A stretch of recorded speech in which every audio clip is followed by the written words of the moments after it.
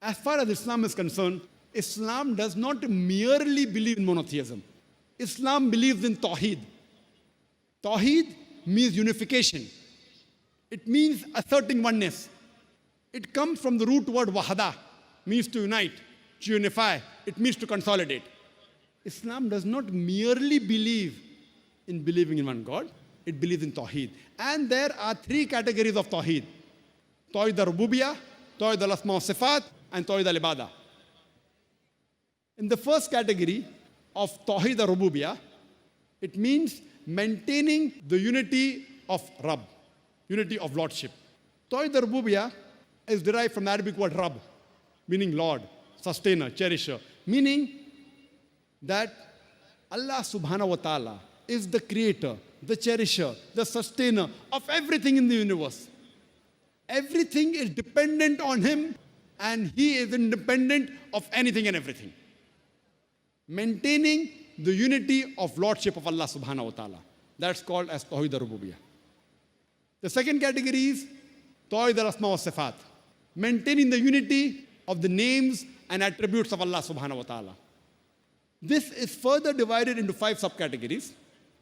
Number 1 is, whatever name you give to Allah subhanahu wa ta'ala, it should be the name that He Himself has given Him. You cannot give your own name to Allah subhanahu wa ta'ala. You cannot say that Allah is Al-Ghadib, the angry one. The Quran does say He gets angry, but that's not one of the names Allah has given Himself or the Messenger has given to Allah subhanahu wa ta'ala. Number 2, when you describe the attributes of Allah subhanahu wa ta'ala, you describe it according to how Allah has described Himself or the Messenger has described Allah subhanahu wa ta'ala. You can't give your own description. And whatever the meaning is, you have to take it. You can't give your own description, allegorical meanings to the description of Allah subhanahu wa ta'ala. The third is, you cannot give the qualities of the creation of Allah subhanahu wa ta'ala to Allah Himself. You can't say that Allah forgets, knows billah. That is the quality of His creation. You cannot say Allah makes a mistake. Like some of the scriptures say that God made a mistake, knows billah. These are the qualities of His creation. Number 4, you cannot give the attributes and qualities of Allah to any of His creation. You can't say, I know a person who's immortal, who's eternal. These are the qualities of Allah subhanahu wa ta'ala. And the 5th category is that you cannot give the name of Allah to any of His creation. If you have to give, you have to add abd to it. For example, you cannot say that He's Ar-Rahim. You can say Abdur Rahim, the servant of the most merciful. And you cannot add anything to abd except Allah. Anything else besides Allah, you can't say Abdur Rasul. He is the servant of Rasul. This is not permitted. It breaks the second category of Tawheed al-Asma wa Sifat. And the third category is Tawheed al-Ibadah, maintaining the unity of worship. Ibadah comes from the Arabic root word abd, which means to serve, meaning a slave, meaning a servant, in servitude. We have to maintain the unity of worshipping Allah alone and no one else.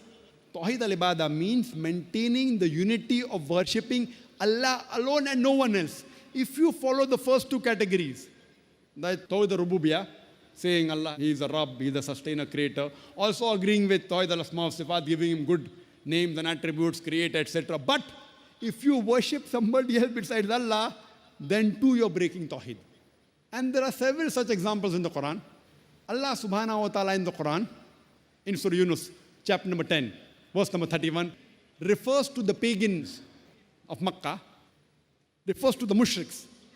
And He says that when you ask them that who is the one who sustains the things in the heavens and the earth, who has the power to hear and see, who has the power to give life to the dead and death to the life, who has power to regulate all the affairs, they will say Allah. Then why don't you show piety to Him? That means Allah is referring to these pagan Arabs in Makkah.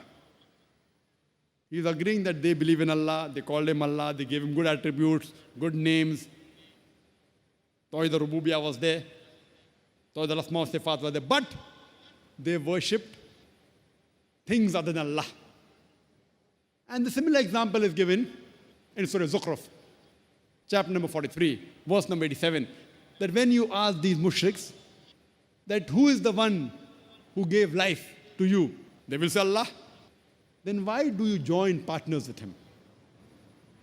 So here we realize that only following the first two categories is not sufficient. Following all three categories of Tawheed simultaneously is important. If you break any one of the categories of Tawheed, it's called as shirk.